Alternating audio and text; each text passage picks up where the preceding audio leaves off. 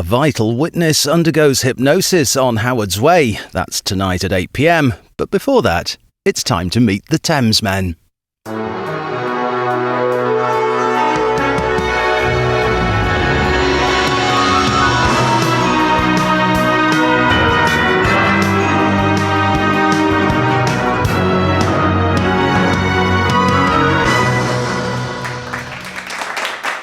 Hello! How are you, my man? Well, I am good. I'm George. I'm in Los Angeles. I'm Alex. I'm in San Francisco. And well done. You've reached the award-winning. It's award-winning now. We are, because we did the award, didn't we? Yeah. We did. And also, we did a couple of votes and we came in first. And also, congratulations on being best man, best leading man. Yeah, well, thank you. And thanks for best being supporting actress. I think congratulations. Your nomination definitely looked your handwriting, but, you know.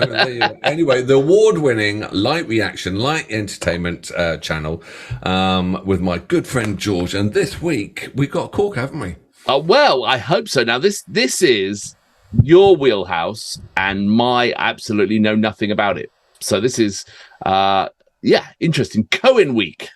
Well, what happens is, my dear friends, is we have our lovely subscribers, and you know they curate weeks for us, and we've had Bowie week, we've had oh my god, I've just Aussie week, Scar week. Right, we got they just, we just, and this one has been done by Brian. So hi Brian, how are you doing? And he's done some notes, he's put tracks together. So ever so grateful. Thank you, worked Brian. with Brian as well, because when this one came in, I had to pick it. I love Cohen. You're right, I love Cohen.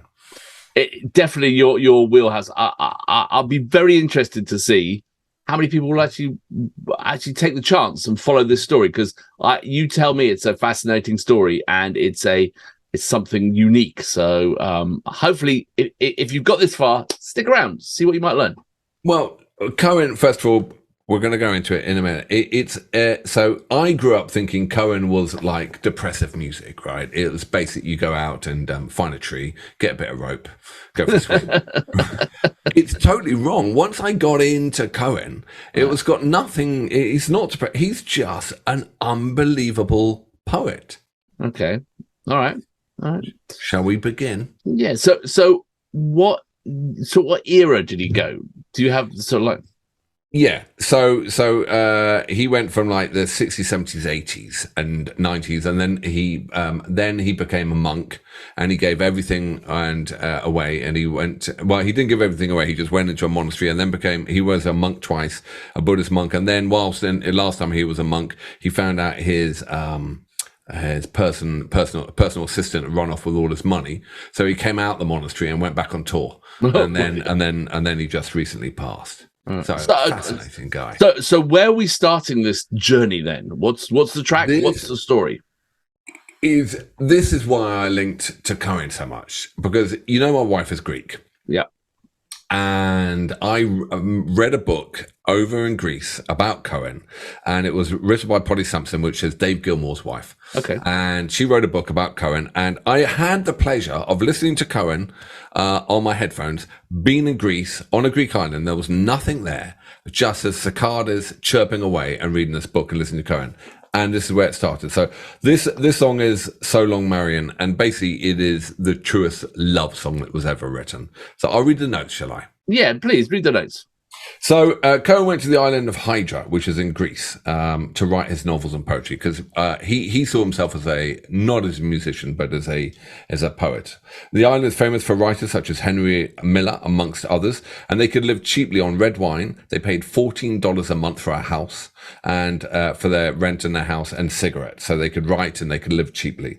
That's where he met his Norwegian lover and muse Marianne. They fell deeply in love, and they moved into a house that Cohen bought, and they lived very happily on this island.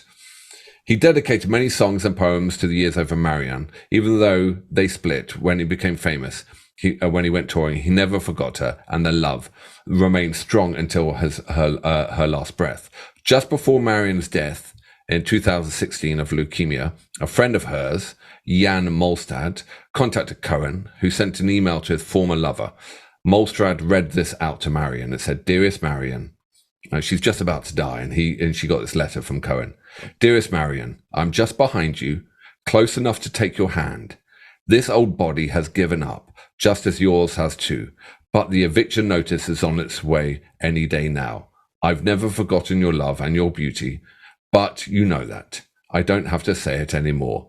Safe travels, old friend. See you down the road. Love and gratitude, Leonard. 4 months later, Cohen died after her at his home in Los Angeles. Wow. And this is his love song to his muse and the woman, his Norwegian lover that he loved all his life, Marianne. Wow. How fascinating. That's heavy stuff. Okay. And so the song is So Long Marianne then. Yeah. Yeah.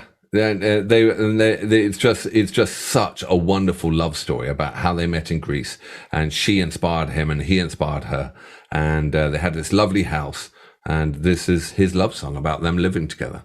Okay, all right, I'm ready for this, I think. It was so cool when that letter. I saw the video of when that letter was read to her when she was in her bed dying. Oh, really? Yeah, what a letter. Okay. All right, well, count me in, sir. Okay, ready? Yep. 3, 2, 1, boom.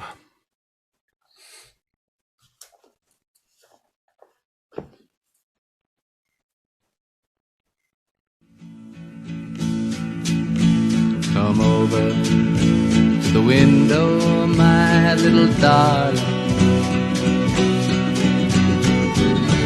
I'd like to try to read your palm. I used to think I was some kind of gypsy boy before I let you take me home. Now so long, Marianne, it's time that we began to lie and cry and cry and laugh about it all again.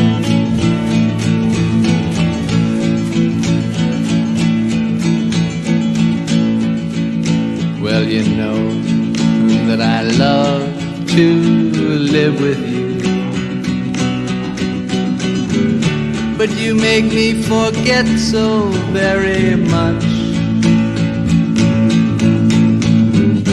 I forget to pray for the angels, and then the angels forget to pray for us. So long, Marianne, it's time that we began to laugh and cry and cry and laugh about it all again.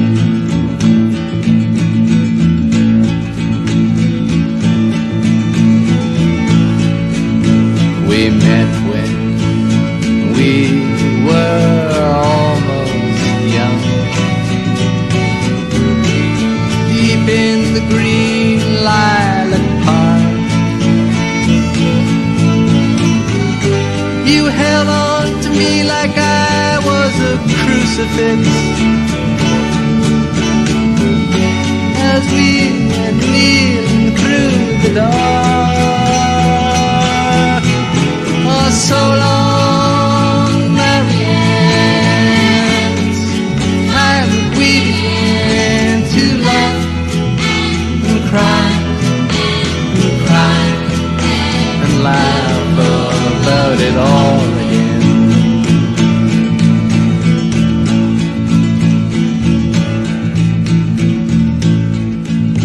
Your letters, they all say that you're beside me now. Then why do I feel alone? I'm standing on a ledge and your fine spider web is fastening my ankle to a stone. Now so long, Marianne, it's time that we began to laugh and cry and cry and laugh about it all again.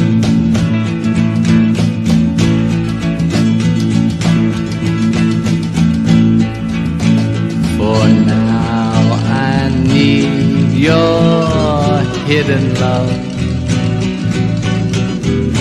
I'm cold as a new razor blade.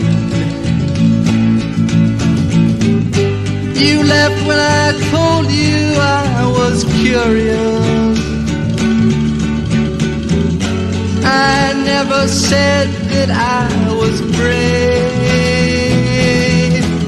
Oh, so long, Marianne. It's time that we began to laugh and cry and cry and laugh about it all.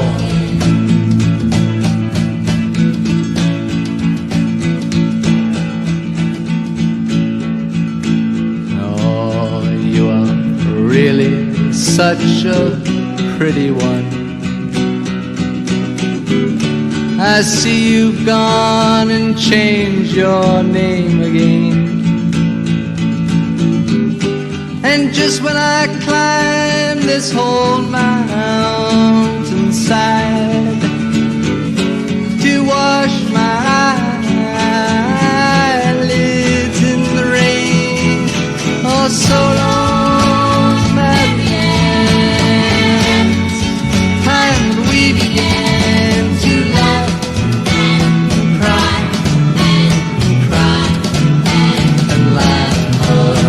it all.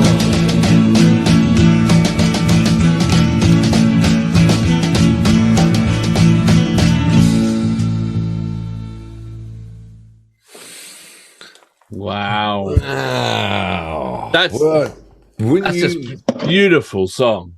Amazing song, isn't it? It's just poetry, you know. Yeah. It's I mean, great video as well with all the images of Greece and them and being young and, you know, like it is. It's kind of love in a can, isn't it? You know, youth and love. But you're right. It's great poetry. He never thought he was a musician.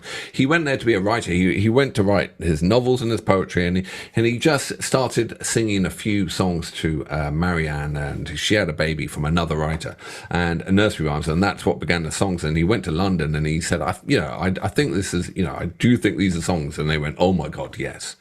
But he never saw himself ever, even to his death. He saw himself as a failed writer. Oh, really? How amazing! I mean, you know, I mean, it was beautiful, absolutely beautiful, and just the sort of so he wrote this song later on after they had split and after they moved he wrote apart. That for her on the island in Hydra, that he loved living with her, and it was a song that he loves living with her, and he's in love with her, and that's her love song. Oh well. Yeah, and it's why is it so long then? Why is the title so long? I don't know. Lord knows why. That I don't know. But it's so well recorded as well. In there, you've got. I love the backing singers. Yes, they're really like a nice. Superb. The drums that came in, the shuffle, that was great. And then there was a bouzouki, the traditional Greek instrument. So you've got all the flavor of Greek. And so you're watching the images of Greece as well, which remind me of just like, you know, being young as well and in Greece. And then hearing the bouzouki and then his amazing lyrics and seeing their love, their undying love all the way to her death, you know. It's interesting, the concept of a muse. That someone could inspire you so deeply, you know, like you hear about it in, you know, film or art or theater or, you know, this is the muse, you know, and like, I mean, it must be. I think only artists can have muse because they need something to talk about. They need to talk about their pain or their love, and you might as well pin it on you know, on someone. Do you think that's what it is? Yeah, because that was love. And then, you know, artists, they're tormented. And I mean, I think your muse is someone that you just, you know, you dedicated and inspired, and it could have been loved. I mean, Nico was a muse, you know, other people were in muse, and they're normally like these unattainable, you know, or loving people, you know? So do you think it's always about love? Do you think it's always about unrequited love or failed love or something like that between a man and a woman, or a man and a man, a woman and a woman? Is it that, or is it something that just that person inspires emotion within you for some reason, that Like they sort of they bring something out of you that no one else does. It's a great question. I can't answer that because we don't have muses, but I would have thought it is a person that inspires emotion, and you need emotion to be able to write. I mean, to write or to sing about, and if it's and be authentic. Yeah, to be able to, and that's very well. That's a great word, authentic, because that you could feel the love on that song. It was very authentic. It was for one person in the prime of youth on a Greek island, and when you didn't need much money to live on, and you just met your friends in the evening and just drank too much. It had it all in there. So, well, I think it's brilliant. Well, I'm actually kind of now inspired to hear the rest of the story now. So, maybe go and have to stick around for day 2, then, will we? Yeah, well, maybe go on Bumble, and look for muses as well. Yeah, looking for a muse. Well, maybe you're my muse. Maybe All right, I want to be your muse. Yeah, you are. You inspire this creative juices. Secondhand muse. All right. Well, tomorrow, I can't wait for tomorrow's track. Thank you for going for meeting Marianne with Cohen. That's brilliant. Absolutely brilliant. All right. Well, let's roll on to day 2. Fantastic. Take care. See you on the flip side.